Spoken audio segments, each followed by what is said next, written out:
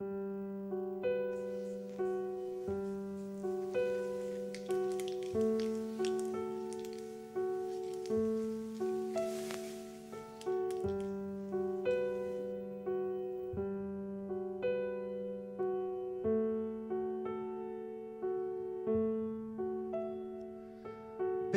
artean, bakardadean, biluzik dantzan.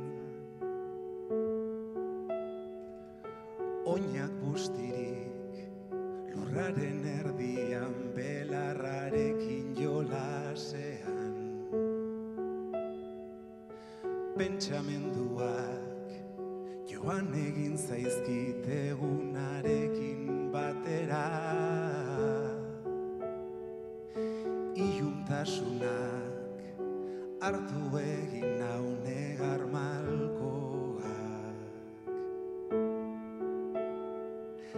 Gau ilun honen azken arnasketaren azkenengo segunduetan nik ere oiukatu egingo dut. Munduak azten banau, lur honek askatzen banau, zerbait utzi beharko dut. Behintzat euritanten artean, bada ez bada banoa, egaka ez bada enoa, nire gorputzak eskatzen dizkidan ate apurtuetara. Bada ez bada banoa, egaka ez bada enoa, zeruak eskaintzen didan amildegira. Bada ez bada banoa, egaka ez bada enoa, nire gorputzak eskatzen dizkidan ate apurtuetara. Bada ez bada banoa, egaka ez bada enoa, zeruak eskintzen didan amildegira. Aurten, Zea Maizen abesti honek 25 urte bete ditu. Goienak moduen. 25. Eta nik oso presente dauket abesti hori lehenengo aldiz entzun hauen aldixa. Euskal Udalekutan izen zen. Nik urte hartan kazetaritzako lehenengo ikasturtia bukatu berri naukan, eta 2000 urte hartan lehenengo aldiz estreinekoz joan nintzen begirale moduen Abaigarrera. Ekainien Goiteben, ondikan Goitebe zan, Goiteben jaixetako programak aurkezten ibili hostien, bai, badakit. Argazkixa jarri daue. Nik izaten du zertarako existiruten daue hemerotekak. Zatik zen jakin zua emun, hemerotekei. Esan ustien, eski nostalgia pizten dau, ja, baina ni agertzen az, zueik. Baina, bueno, egisa da, urte hartan ekainien jaixetako programak aurkezten ibili nintzela, pipiolo bat nintzen, 18 urte, 19 urte nauzkan. Bueno, 18 urteko edo 19 urteko pipiolo horrek uztailaren bixen hartu hauen Abaigarrerako bidea. Eta ausartuko nintzen esatera, orduentxe, urte hartan bentzau, goiena sortu zan urte berdinien, maite mindu nintzen lani lehenengo aldiz bizitzan. Beste begirale batekin, urretxuku esan. A ber, izenik ez dut esango, Zer dan maite mintzia, Osa, batien zure gustoko pertsona horren bueltan gertatzen dien gauzak, hartzen dabe beste pixu bat, beste dimensio bat. Eta presentia moduan geratzen die memorian. Eta nik horregatik gogoratzen dut, urte hartan, orduentxe Abaigarren entzun hauela lehenengo aldiz, Zea Maizen elektrizitatea kantua. Urretxuko, X deitukutzo, bale? Urretxuko Xen ahotik, gitarri jote hauen, eta kantau. Eta ni mamotuta eraketan nintzen berai begira, baina mamotuta, Osa, gogoratzen az, udalekutan, bazkalostien eukiten gauen, eta Murietako errekara bainetan joan aurretik eukiten gauen ordu terdi libre, beti. Eta gogoratzen az, behin egun baten, etxe ondoko zelai txikinien, urretxuko Xek eta bisok, topoen gauela. Topo, berak ez da gixena da, nik gureta provokau nagoela, bisok elkartzia zelai txiki hartan, eta ez zala izen nahi ustebako elkartze bat. Antxe elkartu gitzen, eta antxe entzun hauenik lehenengo aldiz, Zea Maizen elektrizitatea, urretxuko Xen ahotik, bertako zelai txikiko paretan apoiauta, udare ondo baten azpixen. Eta hoiz izen zanik gorputzen sentiru nagoena. Elektrizitate bat... Osa, 5 minutu areik, atzu izen balitz nuen gogoratzen dut. Eta esan dutzen, ekiz,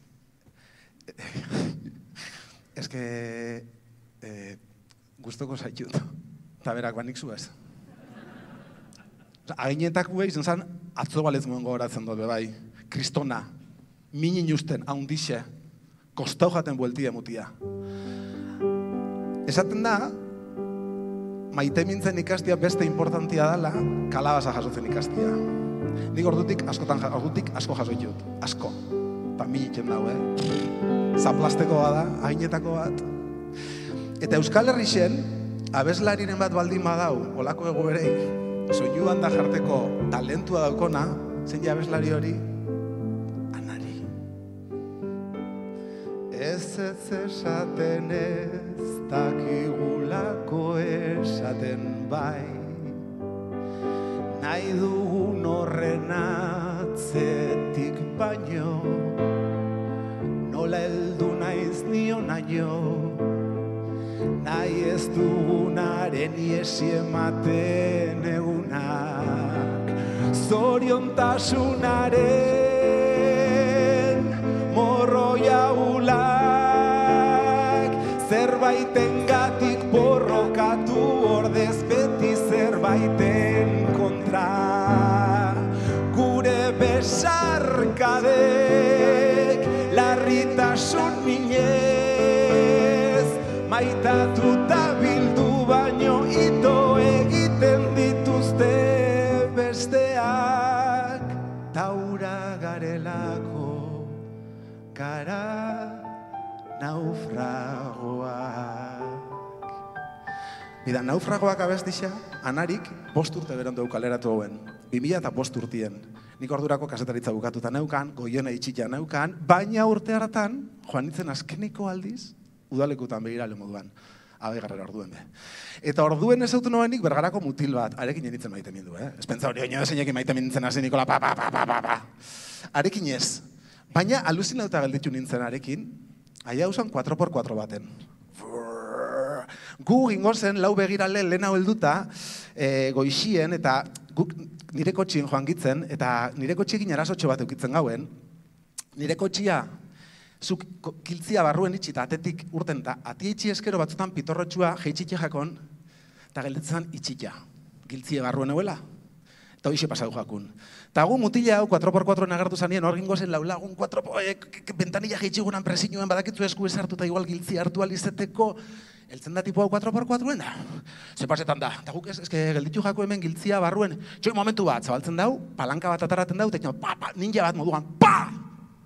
Kotxi zabalik. Eta gu, flipauta. Klaro, 15 egunetan mutil hori ezautu ala, konturatu gitzen, 4x4 hori navaja suiza bat moduko ezala. Osa, hor barruen edo zer gauza topeti euketzun.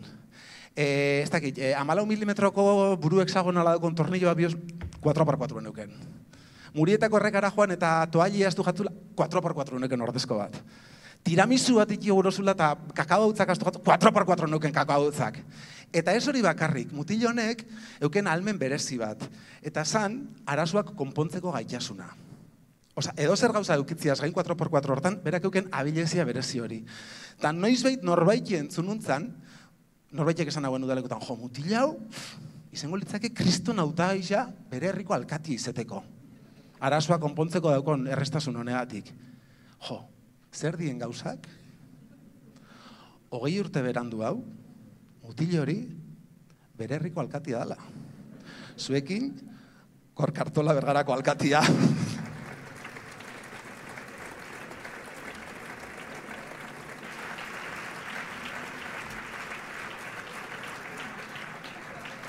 Zaldon, kepa, eskerrik asko. Emozionatzen egin, abaigarreko kontuak entzuten, kontuatu nahi zen arte, berak hor kasetari lanetan argazitxe erten da ganean, eukidaben sentimentu hori neregan sortzen zebilela. Ibanek esaten ostan da, ikusten zuen kepak, edo zertako alio dau. Nik sasoi hartan eta inguru hartan ezautu neban, eta esan eike hortarako be, segulako tipua dela. Eta hoin papelez aldatuz, atzalde ondan hoi, goienako 25 urte bete dituen honetan, esan geinke Goiena ez dela edabide bat bakarrik, gure eskualdean ispilu hotz eta eguneroko bizitzan parte dela. Kasualidadiak aurreko astian, alkatetzako bulegoan beste kontu baten bilanen bilela, topaunean kasualidadez ondorengoa.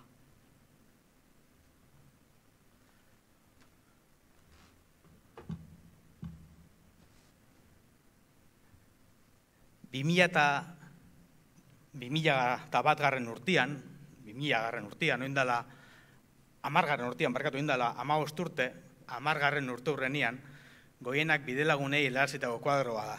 Unai Iturriagan testua eta Manu Muniatigen dikotxean irudia daukan kuadro honek ala dino. Helburu bat daukagu degoenean, komunikatzea, komunitatea. Komunikatzea da informazioa partekatzea, gertatzen dana kontatzea, baina komunikatzea ez da helburu bakarra, komunikatzea komunitatea sortzen dau. Komunikazioak loturak itzen ditu, konfiantzera ikitzen dau eta herri baten bihotza bizirik mantentzen dau. Goienak hori lortu dau, ez bakarrik albisteak emotia, baina baitxa herritxarrok alkarri begiratzeko leiho bat eskaintzia be. Komunitatea indartzeko tresna izatia.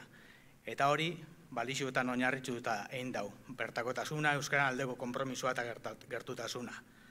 25 urte honetan, Goienak eragutsi dozko komunikazio ez dela bakarrik informazioa. Harremanak, konfiantza eta identitatea sortzia bebadala.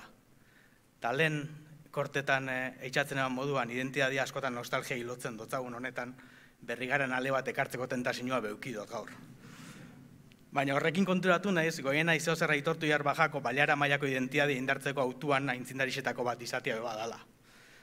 Oindala 25 urte, geru hau gure baliaren artikulatzeko bidian gabitzen beste hainbaten proiekturen aintzindari izan zala. Horregatik gaur zorionak emon nahi dotzuet, eta eskerrik asko Bergaran Debagoenian ahotza izatearren.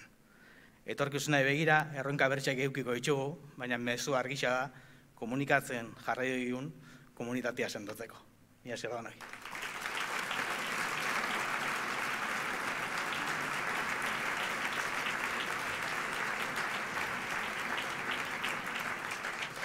Bueno, toin Bergarar batetik, beste Bergarar batera saltu inbiou. Eta 2005 urtetik, 2010 urtera. Gorkak esan dauen moduan, 2010 urtien Goienak 10 urte bete zituen.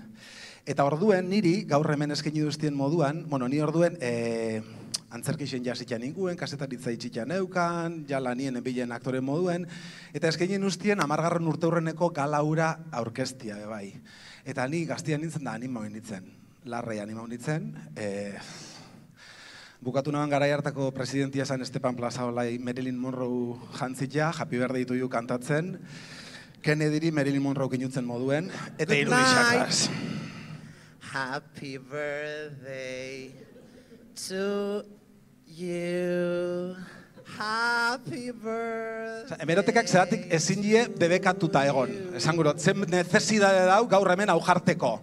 Bueno, en fin, ya está. Ikusi dozue hau ben. Zertaz gemiltzen, Juancho, zertzan? Bai. Bai, egisa da, bai.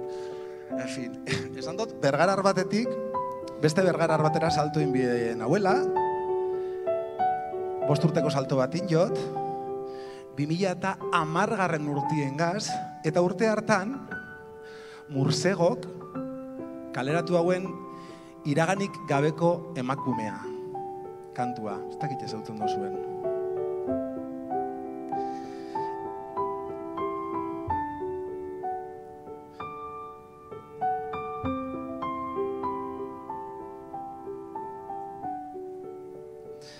Ez esaten ez,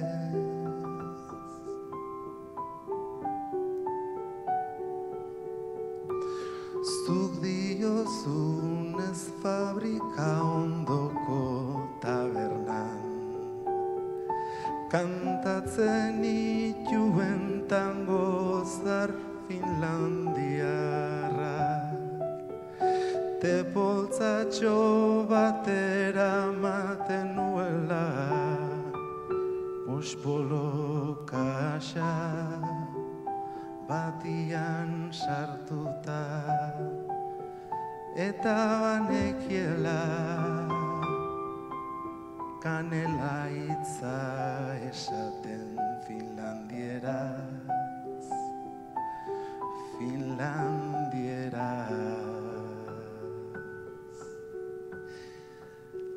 Esan dut bergarar batetik beste bergarar batera saltuen bia gauela, eta bergarar hau, 2010 urtien, ama izen berri hauen, izen berri. Hilebetetxo batzuk ja bauken Pablok, urte eta piku, ez dakit, esan gero bat, bi urtera arte hilebetetek aguntatzen da, ezta? Hilebetetxo batzuk bauken Pablok, eta nik ez dakize ikusi dutzen Mursegoren abestiari, baina bere semia lo hartzeko erabiltzea hauen abestixa. Igual izango zen bere azkeneko ikasturtia karreran Finlandian inauela, eta oso engantxauta egon zala Finlandiako postre tipikoa diezen pula horreitara, ez dakit ezautzen dituzuen, kanelasko kiribiltxo batzuk die. Esaten da, bere semiei be, kutsatu dutzola postre finlandiar tipiko horrekiko engantxia. Zuekin, Monika Belastegi, Goienako presidentia.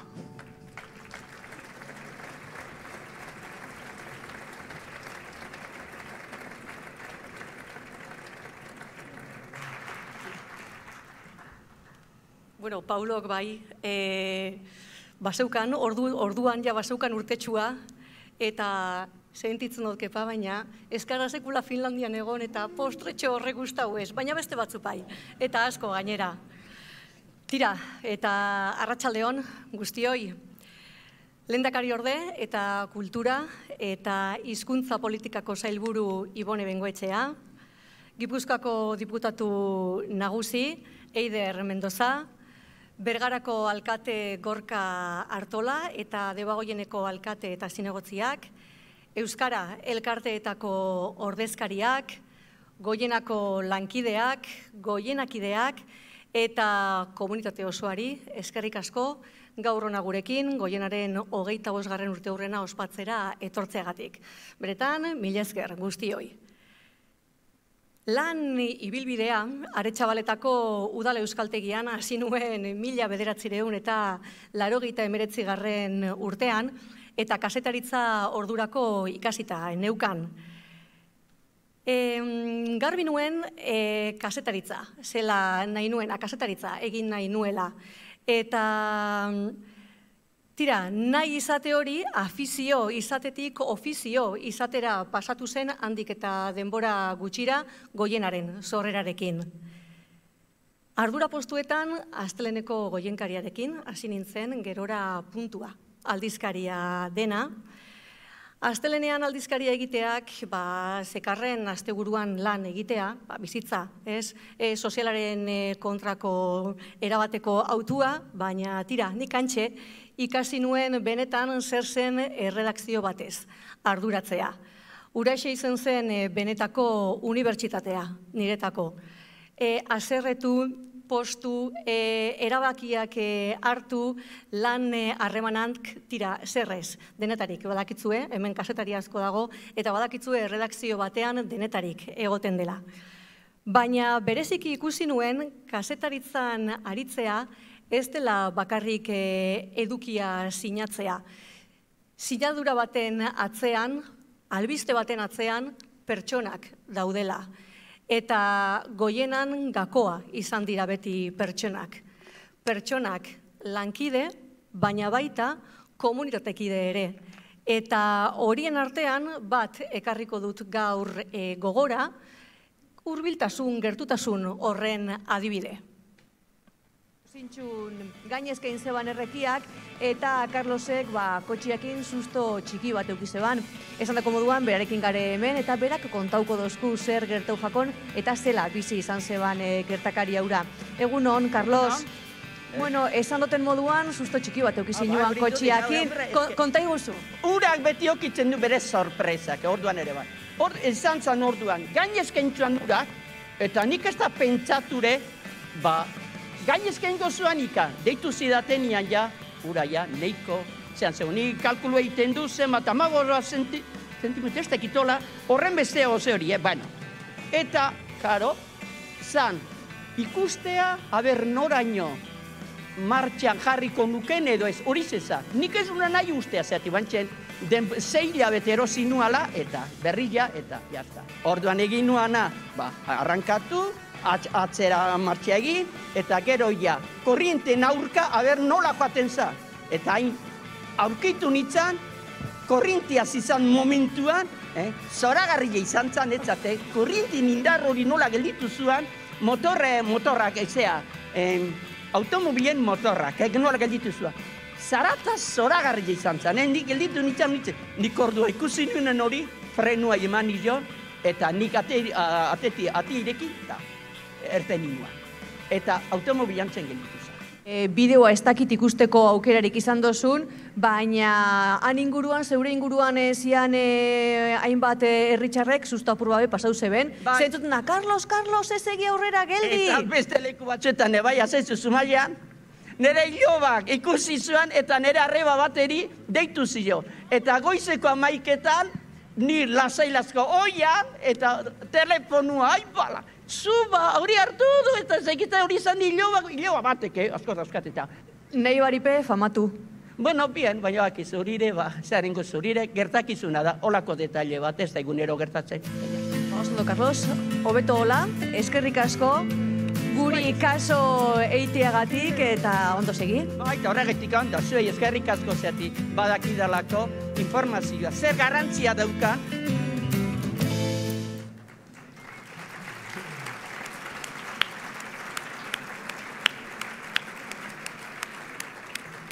Bai, zalantzabarik Carlosek berezi zeban txalo hau, etorri da gaur, ekitaldi honetara, hementxe, begira, hortxe aurrean dago, kaixo Carlos, eta berak ez daki, baina erreportaje hau bere sasoian duela 10 urte ikusienen artean egon zen, ikustaldi, 30.000 ikustaldi inguru edo izan zituen. Beraz, Carlo, begira, famatu benetan.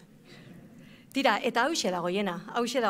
Carlosena moduko historioen bitartez, denon historia.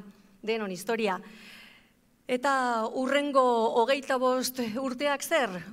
Urrengo 25 urteak lan eginez lortuko dugun etorkizuna. Erreferentea, euskaltzalea, 0 kilometrokoa, inpaktuduna, multimedia, komunitatean, gainontzeko tokikoekin elkarlanean, eta gauza askoz gehiago, gertukoa, efektiboa eta afektiboa. Eta hori guztia zelan, goienak daukan altxorrik preziatuenarekin. Gaur egun ditugun moduko lankideekin eta zuokin guztiokin. Eskerrik asko.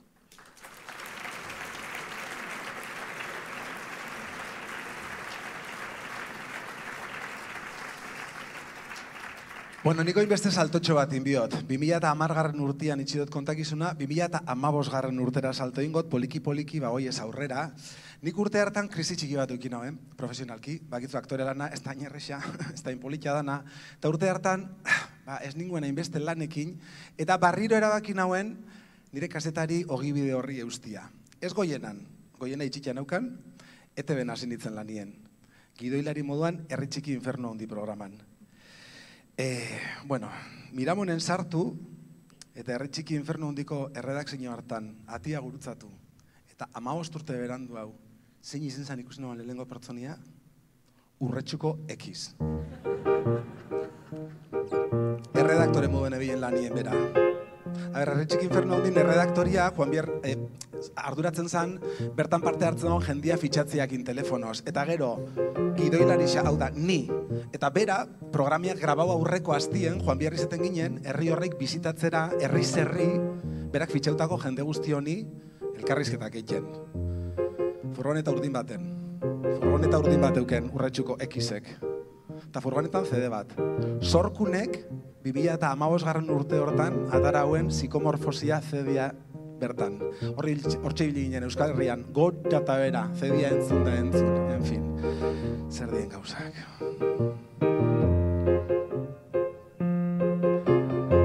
Gaueko zure irriak tindatu ditu nire begiak, larrutan ibiltzea korapilatu ditu gure bideak, damuturik ez nagoen arren gure artean zerbait bazen berriro gertatuko den, gauzak zailago jarri daitezen, urazpian jolasean hankak korapilatzen dira, urrunean itotzean egiak aireratzen dira. Hortxe biligitzen, sorgune entzun da entzun. Larra etzu, asteazu, donestebe, zugarra murdi, hortxe. Gauza bat ikasi nauen programarekin. Ta esan, historia txikinek kriston importantzia daukiela. Konturatu nintzen, Mai Jose, Jose Mari, Isidoro, Rosario, eta jente honen historiak zenbat beteten dauen herri bat. Asko beteten daue. Ta hori dana, nire lehengo kalabazak emun usten beste horren onduen, furgoneta urdin baten, Euskal Herrixe zeharkatuz. Historia txikinekin be, historia egin delako. Amamak bordautako izarak hartu dituzu? Eta toaiak?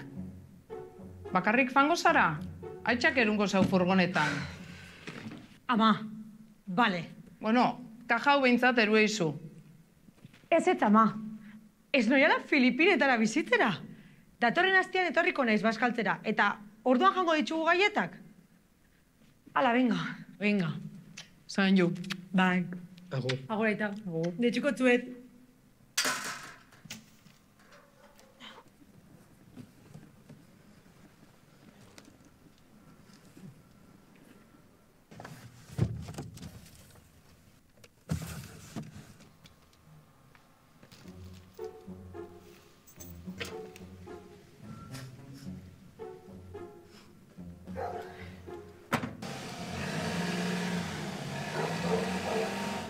Bale, agur, eskerrik asko.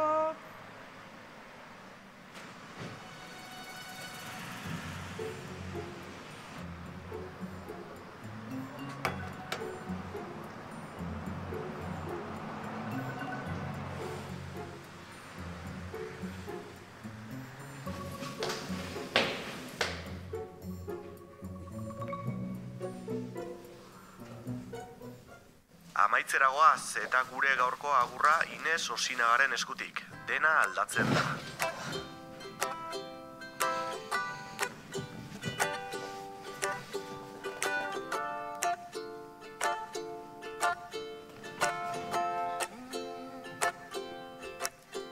Aldatzen da azalekoa, mina ere aldatzen da pentsaera muntua.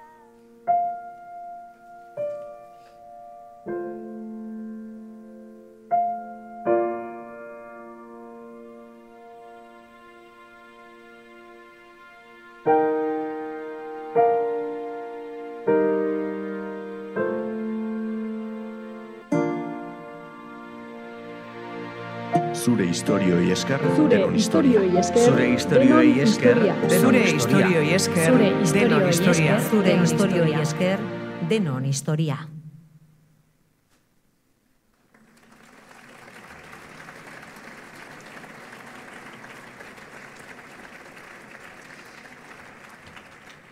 Goienak 25 urte emun ditu, bere debagoieneko historia txikinak debagoien darrei helarazten. Eta horretarako ezinbestekoa izan da instituzio publikoen laguntza. Hasi udaletxetatik, foru aldundira, Eusko Jaurlaritzara. Eta instituzio publiko ez gabitzela, oso jende gutxi jakingo dau, segurazki eurak bez. Urrengo berbetako falta diesen bi emakumek, topo inauiela, koinziru inauiela, jakin barik, batak eta bestia aneuela, izarok, 2023ko urtarriaren 27an Madrileko Zirko Prizen egun hauen kontzertu baten.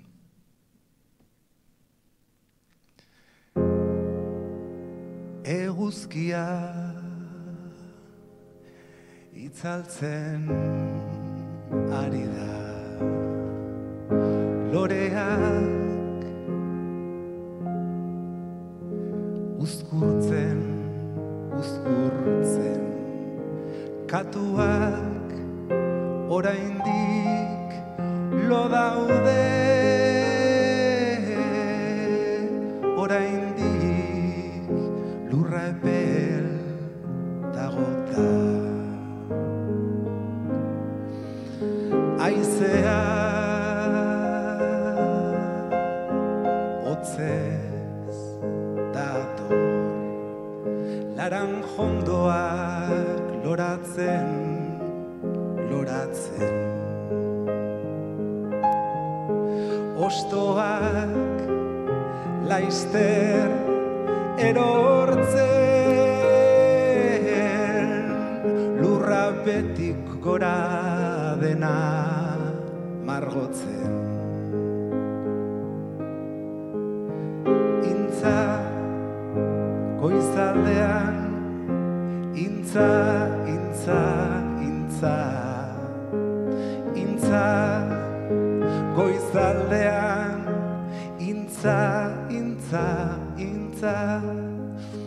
Intza abestia Izarok 2020 urtien kaleratu hauen, eta derrepente, instantian, aipatu ditudan bi emakume honein, abesti gustokuenetakoa bilakatu zen. Eta esan duten kontzertu hartara hoiela, honetako bat, emakume honetako bat, esan duten kontzertu haritako batera hoiela 2023an, Madrilera bidien, Somosierrako portuen, eta justo intza entzuten, kurpil bat zulatu jakon. Pintxazo bat euki hauen. Zain egon biharri zen, grua baten zain, aber noiz ailegau, hotza gogortuta, zeropeko temperaturan, kurpil hori aldatze dutzien ala ez. Baina, ailegau zan, Izaron kontzertura. Zuekin, Eusko Jaurlaritzako lehenengo lehendakari ordia eta hizkuntza eta kultura politika sailburua Ibone Bengoetxea.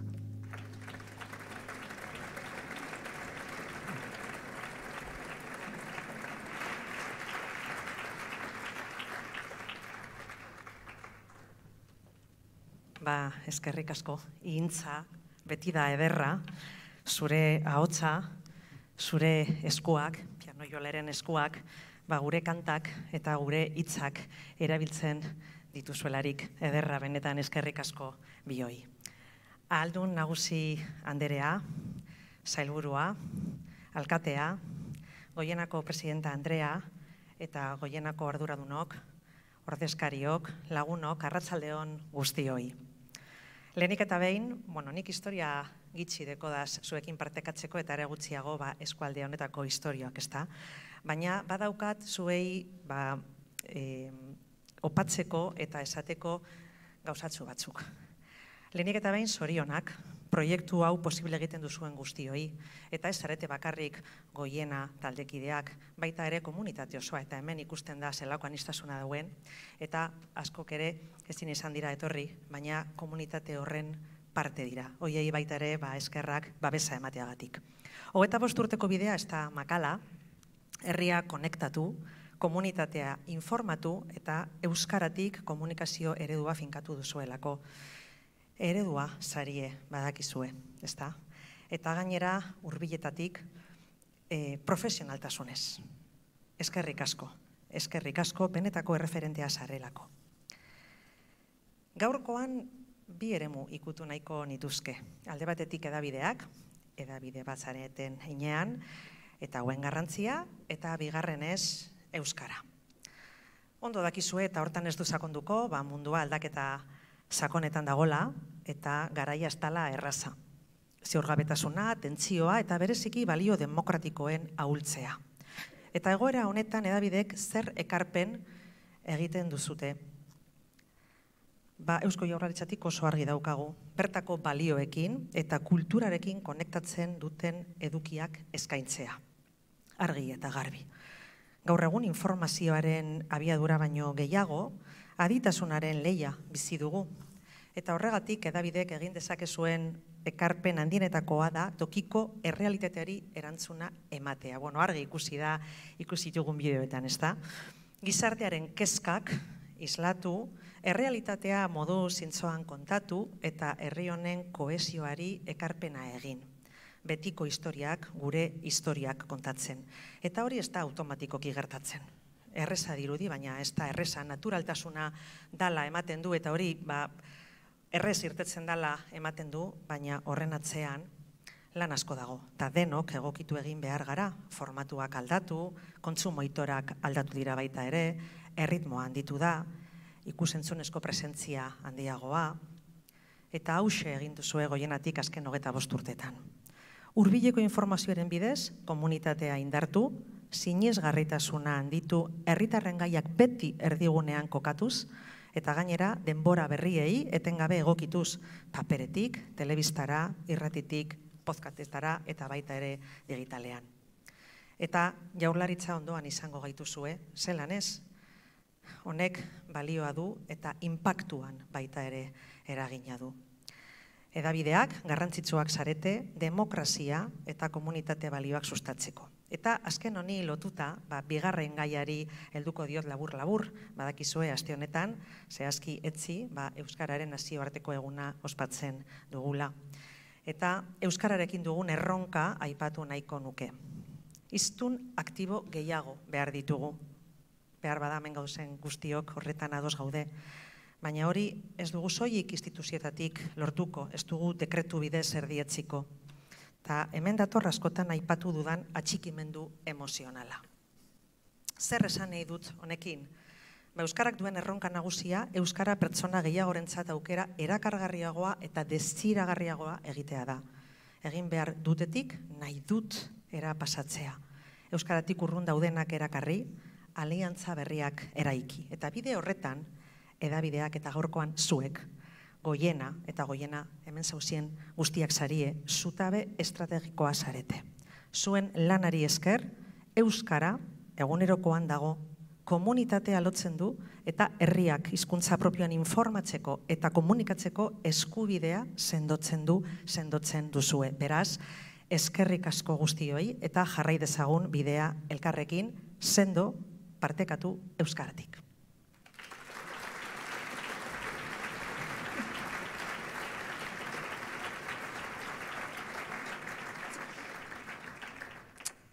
Baina, esan duten moduen, igonetzan izen, izaron kontzertu hartan, egun berrien, egon zan euskal politikari bakarra.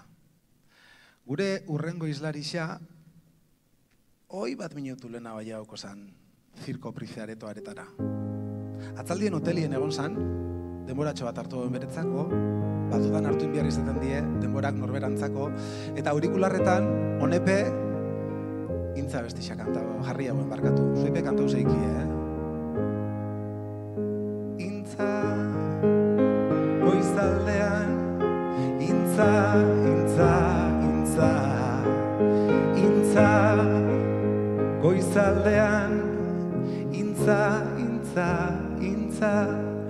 Zer dan abesti batzuk, zeatik, baina zela lasaitzen gaituzten, ez da? Gure urrengo islarixai abesti honekin gertatzen jakon moduan. Zuekin, Gipuzkoako aldu nagusia, Eider Mendoza.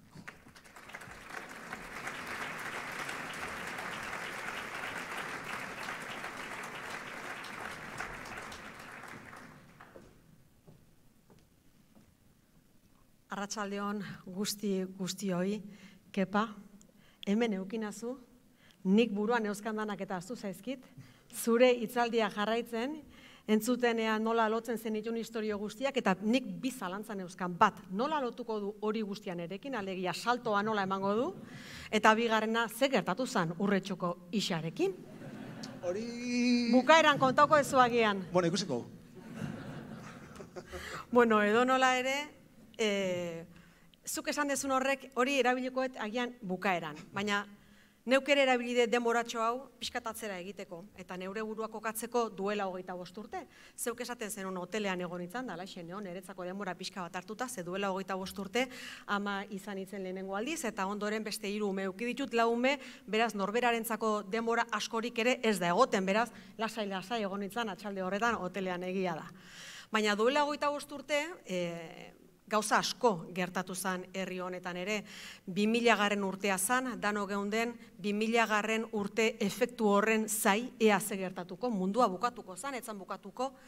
Garai hartan ere, gure herrian, gure herrigintzan, Lizarra Garazik sortu zuen esperantza ere, apaltzen hasita zegoen, alegia momentu oso gogorrak bizi genituen gure herrian ere.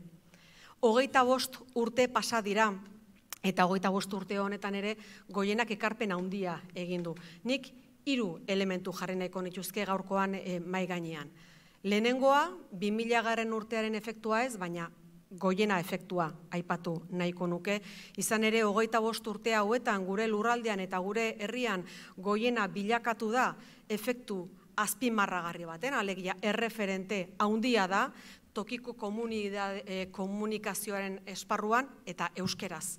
Erreferente oso importantea da gure herrian hain justu esparru honetan. Eta nik hori azpimarratu nahi dut eta noski zoriondu egin dezuten lan guzti-guztia honengatik urte hauetan zehar gure herrian. Bigarren elementua azpimarratuko nukena izango litzateke euskerarena. Eta hori sailburu Andereak, lehendakari orde Andereak aipatu du. Eta hor ekarpen handia egin zaigu guri euskaldunoi tokiko komunikabidea euskeraz egitea eta etxe guztietan gure hizkuntza ere, gure hizkuntza propioa leiho txiki batetik sartzea. Eta hirugarren elementu bat ere badago eta hau pixkat gehiago garatu nahiko nuke eta dain justu komunidadearena, bai? Komunidadea sendotzearena. Hor ere ekarpen handia egin delako. Guk duela gutxi uda ikastaroetan gonbidatu genuen emakume aditu bat hain justu komunikazioaren alorrean eta oso kezkatuta azaldu zen eta kezka hori geuk ere konpartitzen dugu. Alegia mundua 25 urte ondoren ere gogor dago, alegia munduan gauza beldurgarria gertatzen ari dira, mundua oso azkar ari da aldatzen, baina komunikazio konsumoak ere asko aldatu dira. Eta gaur egun algoritmoarekin gertatzen dana da bakoitzak soilik konsumitzen duela berea, eta soilik berea. Eta hor ez dago dialogorik, ez dago eztabaidarik. Eta hor bakoitza burbuila baten gelditzearen arrisku handia daukagu. Hortaz, komunidadea sendotzea ezinbestekoa dugu. Eta hor ekarpen handia egin du Goienak eta oraindik ere badauka emateko. Eta bukatzeko, gaur festa eguna delako. Hasieran Kepa aipatu duzu eta abestu duzu Ze Amaizen elektrizitatea kanta. Eta gogora ekarri didazu beste kontzertu bat. Duela oso gutxi, ura bere bideanen kontzertua izan zen Beken, eta han sekulako elektrizitatea sentitu genuen guk eta gure lagunek, eta seguru nago bertan egon ginen guztiok, izan ere 25 urte ondoren, kanta hori abestu zen Beken, han guztien aurrean, emakume asko elkarrekin azaldu ziren elektrizitatea abestuz, han sentitu genuen emakumeon indarra eta aldi berean ere sentitu genuen han komunidade oso bat euskeraz kantuan Beken. Eta hor herri bat ikusten zen, gaur egun osatzen dugun herria. Eta hemendik aurrera zer eskatzen dizuet Goienari edo guri herritar orori, han sentitu zen elektrizitate hori, alegia indar horren auspoa, herriak aurrera jarraitu dezan eta bakoitzak bere ekarpena eginez. Horixe da opa dizuedana, beste 25 urte gehiago, eta aldi berean ere gure konpromisoa, gure indarra, komunidadea euskeraz sendotzen jarraitzeko etorkizunean ere. Eskerrik asko guztioi, zuri Kepa, eskerrik asko, oroitzapen horiek mahai gainean jartzeagatik. Eskerrik asko.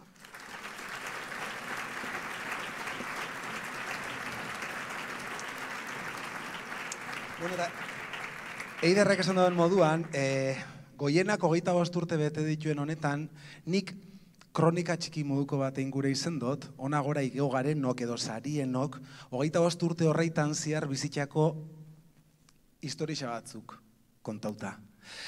Zerbaitetarako inoen kasetaritza. Zaten ustean, zuekin kasetaritza, venga, kasetaritza, bueno, bai, lagundu nusten.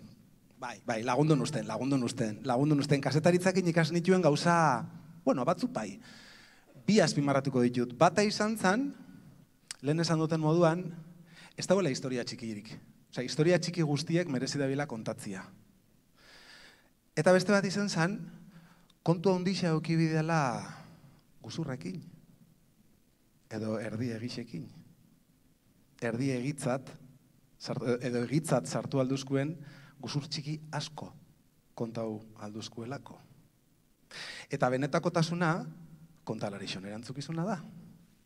Ez hori bakarrik, zer kontau eta zer ez kontau erabakitzia be, kontalarixon erantzukizuna da. Ez talako gauza bera, nik gaur hemen kontau ditudan kontuak kontatzia edo beste batzuk, edo nik gaur hemen kantau ditudan abestiak kantatzia edo beste batzuk. Nik gure izan dut 25 urte honetan 5 urtien behin euskal musikagintzan kaleratutako abesti bat zuen bilduma moduko bat. Etzien edo zein abesti. Kostau jat. Horraino irakurrikot. Telebista programa baten esaten zamuan. Kostau jat. Abestixak topatzia 5 urtez behin. Baina egisa da, abesti horrein bilduma izteko, zirkulua izteko, abesti bat falta dela. Eta hortarako hobeto, abestixa, jatorrixan kantatzen dauen horren ahotik entzutia.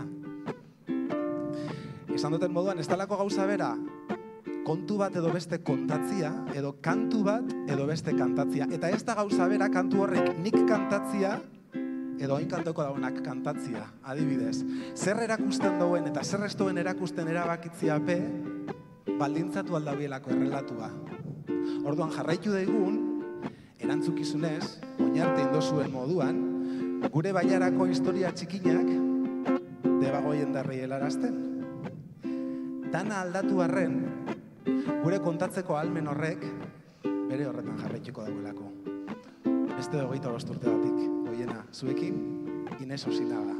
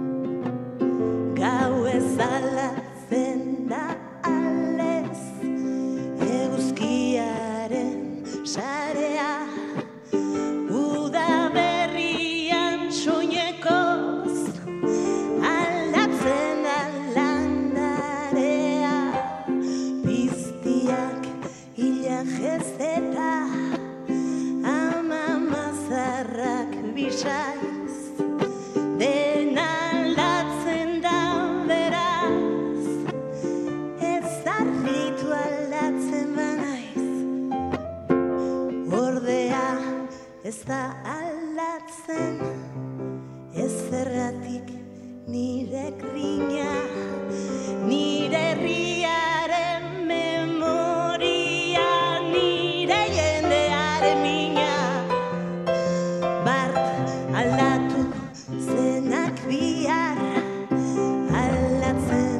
segi dezala, paraje urrunotan gu aldatu garen bezala.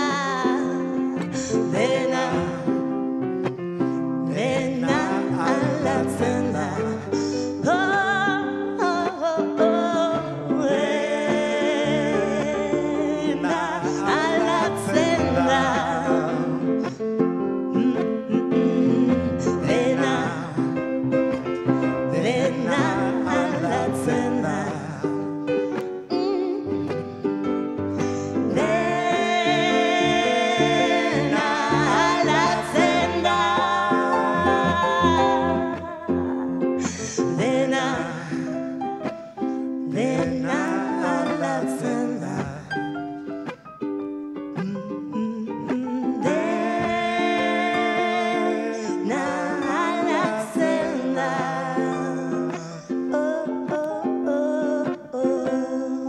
Pianoan, Juancho Severio.